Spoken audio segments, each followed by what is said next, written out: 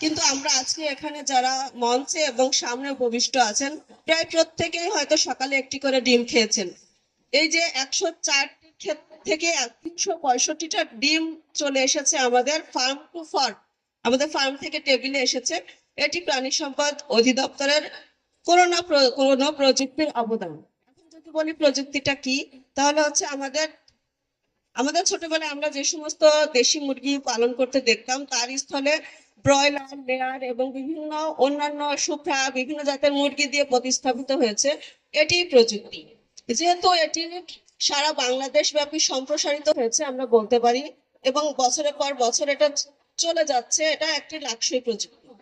আমরা ছোটবেলার কথা চিন্তা করি, আমাদের গরুতে 1 লিটার বা হাফ লিটার দুধ হতো বাছুর খাওয়ার পরে। এখন আমরা একটা গরু থেকে সর্বোচ্চ যদি 40 লিটার দুধ পেয়ে যাচ্ছি। এটা একটা প্রযুক্তির অবদান। কি প্রযুক্তি?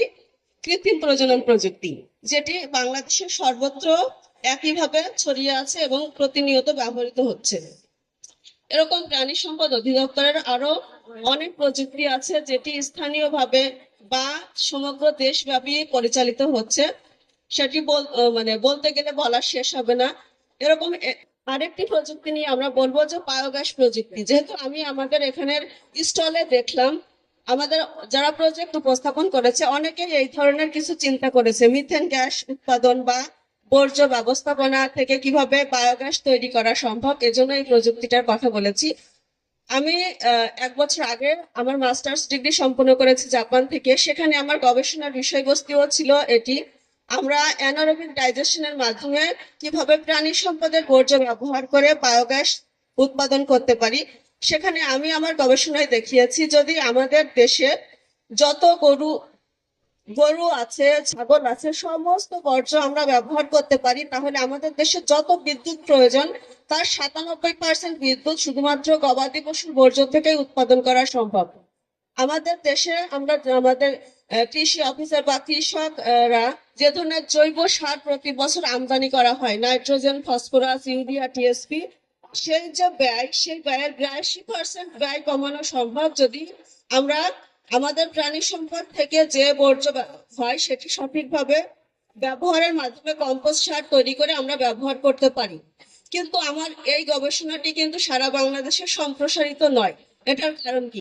কারণটা হচ্ছে এটা আমার গবেষণা কর্ম, এটা এখনো সারা বাংলাদেশে ছড়িয়ে পড়েনি। এটা এখনো লাক্সই প্রযুক্তি হিসেবে আমরা সম্প্রসারণ করতে পারিনি।